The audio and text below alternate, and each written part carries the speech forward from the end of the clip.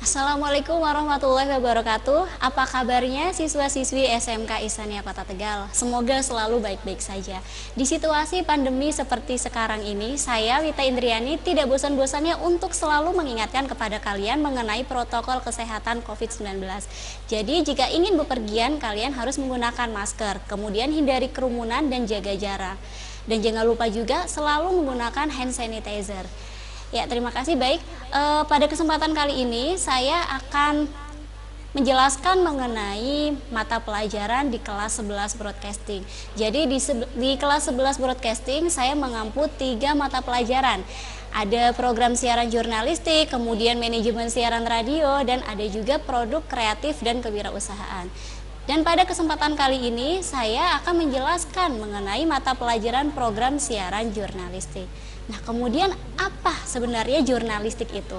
Jadi jurnalistik adalah suatu proses ataupun kegiatan mencari, kemudian menyusun, mengedit, dan mempublikasikan sebuah berita.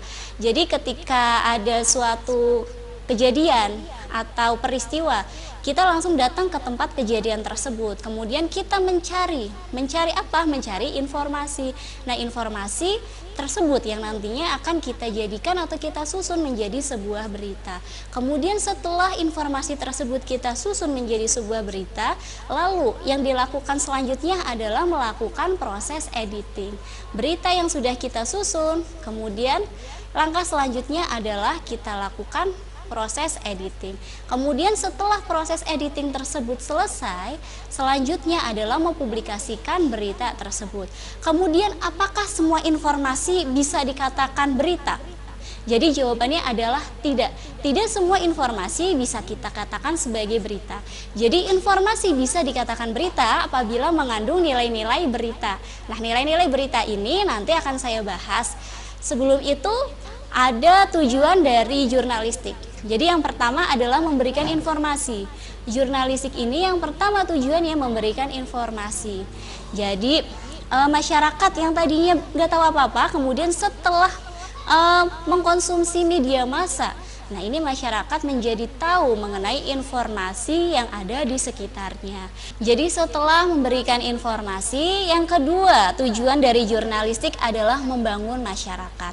Jadi misalkan ada berita di media massa mengenai kejadian tsunami, misalkan mengenai bencana alam tsunami. Kemudian tsunami ini diberitakan oleh beberapa media massa. Nah, masyarakat yang melihatnya jadi tergerak hatinya untuk ikut menolong atau memberikan bantuan kepada korban tsunami tersebut. Nah, ini berarti tujuan dari jurnalistik, yaitu membangun masyarakat. Kemudian yang ketiga yang selanjutnya dari tujuan jurnalistik adalah pemenuhan hak rakyat. Jadi selain jurnalistik ini memberikan informasi, kemudian selain juga membangun masyarakat, tujuannya juga adalah pemenuhan hak rakyat. Jadi maksudnya apa pemenuhan hak rakyat? Jadi jurnalistik juga bisa memenuhi hak rakyat, opini masyarakat. Nah, ini bisa disuarakan melalui berita tadi. Jadi berita ini bisa juga berdasarkan opini dari masyarakat atau suara rakyat begitu. Nah, kemudian ada jenis media massa. Jadi ketika kita sudah membuat berita, kemudian berita itu kita apakan? Jadi berita itu nantinya kita publikasikan. Nah, pempublikasian berita itu melalui apa? Melalui media massa. Nah, kemudian di sini ada 3 jenis media massa. Yang pertama ada media online. Kemudian ada media cetak dan ada media elektronik. Kemudian media online. Apa yang kalian ketahui mengenai media online? Jadi media online adalah penyebar luasan informasi atau berita melalui media online. Nah, yang termasuk dari media online ini apa saja? Jadi yang termasuk dari media online adalah internet, kemudian sosial media seperti Instagram, YouTube, kemudian Facebook. Nah, ini termasuk dari media internet. Kemudian yang selanjutnya ada media cetak. Jadi penyebar luasan informasi atau berita melalui media cetak. Yang termasuk dari media cetak adalah surat kabar, kemudian koran, bisa juga majalah. Nah, kemudian yang terakhir, yang ketiga, media elektronik. Penyebar luasan informasi atau berita melalui media elektronik. Yang termasuk dari media elektronik ini apa? televisi dan radio. Jadi ketika kalian sedang menonton tayangan televisi, kemudian tayangan tersebut ada sebuah berita. Nah, ini termasuk dari penyebarluasan berita melalui media elektronik, yaitu televisi. Kemudian radio juga termasuk dari media elektronik. Kemudian setelah tadi ada jenis-jenis media massa. Kemudian yang selanjutnya teknik jurnalistik. Nah, yang menjadi teknik jurnalistik itu apa saja? Jadi yang pertama, sebelum kita melakukan proses jurnalistik, yang pertama ada teknik reportase. Teknik reportase yang pertama ada observasi. Jadi observasi adalah sebuah pengamatan. Ketika kamu menjadi seorang jurnalis ataupun wartawan, kemudian kalian ini datang ke lokasi kejadian tersebut, kemudian apa yang kalian lakukan? Yaitu melakukan pengamatan. Kita ambil contoh pertandingan sepak bola. Nah, untuk seorang jurnalis tentunya datang tepat waktu sebelum pertandingan tersebut berlangsung. Kemudian pulang setelah pertandingan tersebut juga selesai. Jadi seorang jurnalis itu datang harus tepat waktu sebelum peristiwa tersebut berlangsung atau dimulai begitu. Nah, kemudian di lapangan itu tugas jurnalistik seperti apa? Jadi tugas seorang jurnalis, maksud saya tugas seorang jurnalis yang pada saat di lapangan adalah dia mengamati lingkungan sekitar. Jadi pada saat pertandingan sepak bola itu berlangsung, kemudian seorang jurnalis mengamati situasi dan kondisi di lapangan.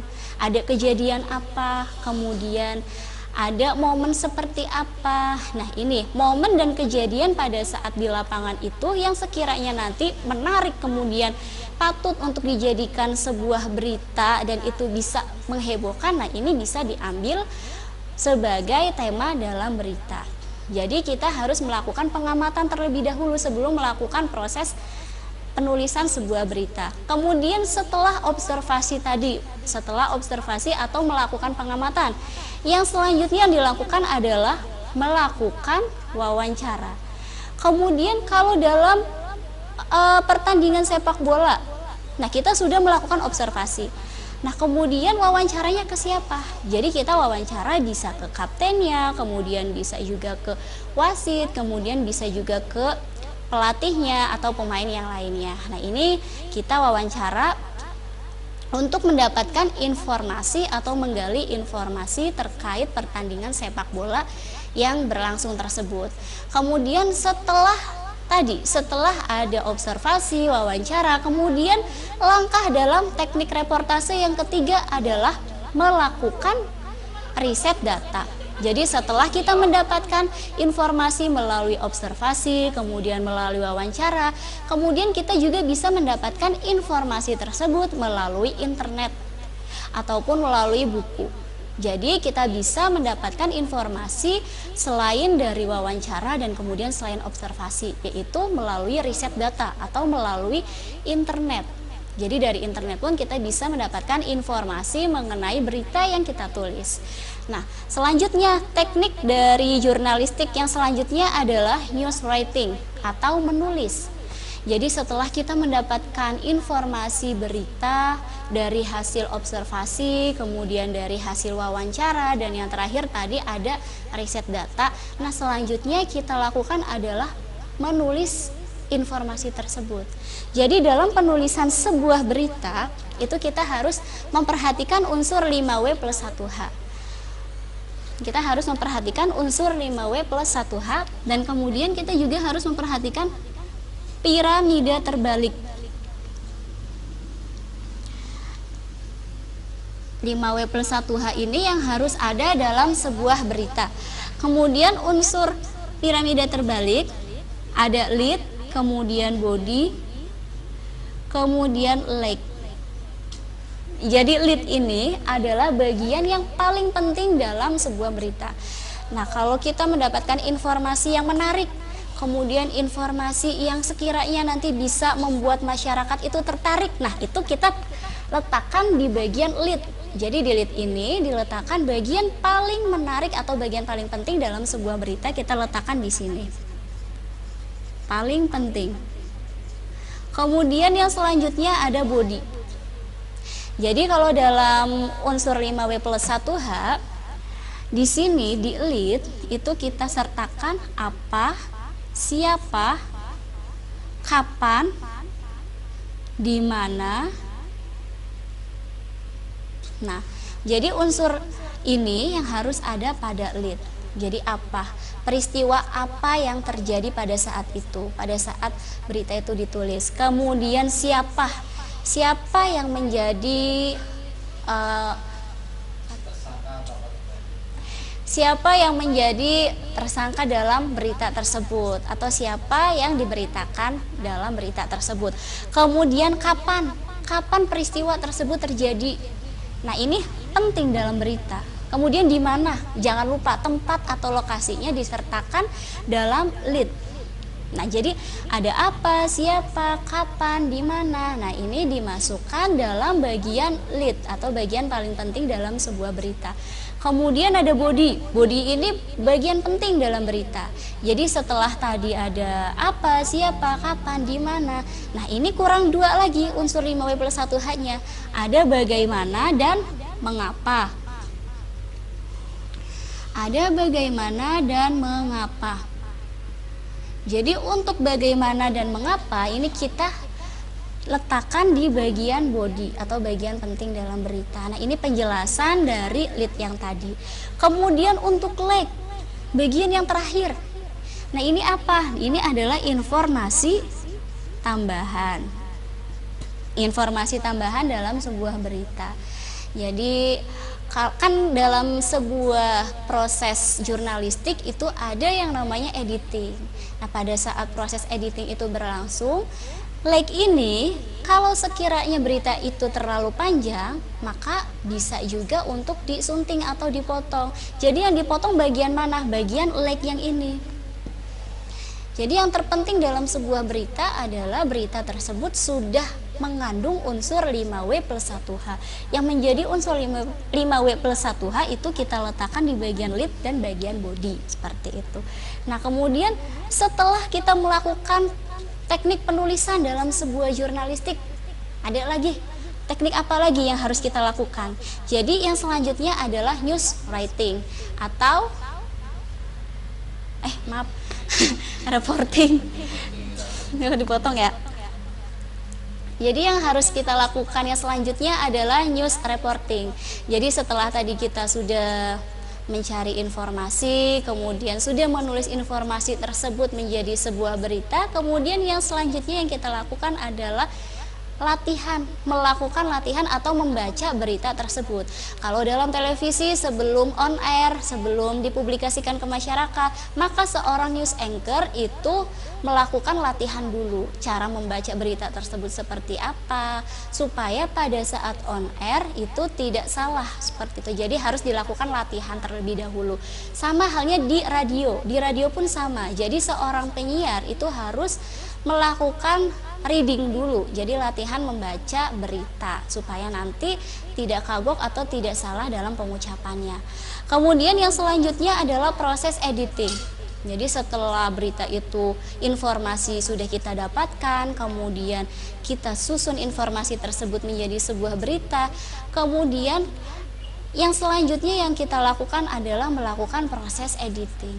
Jadi setelah berita itu kita susun, kemudian kita sebagai jurnalis sudah menyusun sebuah informasi tersebut menjadi sebuah berita, kemudian berita itu kita serahkan kepada editor. Nah, di sini seorang editor yang bertugas menyunting berita, mengedit berita. Apakah berita itu semuanya memang sudah layak dipublikasikan dari lead sampai dengan like, ataukah ada yang dipotong? Nah, kalau ada yang dipotong, ini tugas dari seorang editor untuk menyunting sebuah berita tersebut.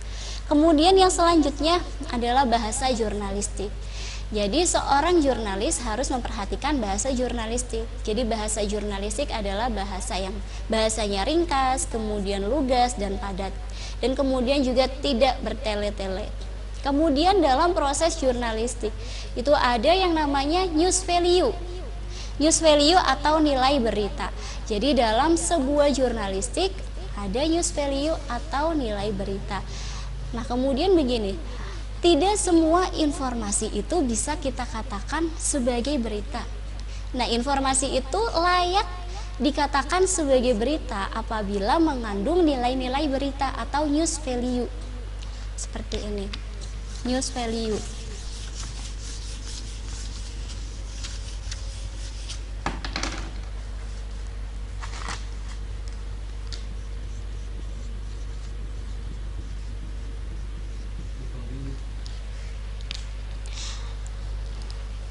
Jadi selanjutnya adalah mengenai news value. Nah, news value dalam sebuah berita ini penting. Jadi informasi itu bisa dikatakan berita apabila mengandung news value atau nilai berita. Nah, kemudian nilai berita ini apa saja? Jadi nilai berita yang pertama ada magnitude. Magnitude adalah peristiwa yang menghebohkan publik. Jadi peristiwa yang menghebohkan publik, contoh misalkan peristiwa seperti apa? Misalkan mengenai gempa bumi, kemudian mengenai tsunami, mengenai pesawat jatuh, kemudian mengenai bom, seperti itu. Intinya segala peristiwa yang itu bisa menghebohkan publik. Nah, ini mengandung nilai berita magnitude atau menghebohkan masyarakat atau publik. Kemudian nilai berita yang selanjutnya adalah significance atau kepentingan publik.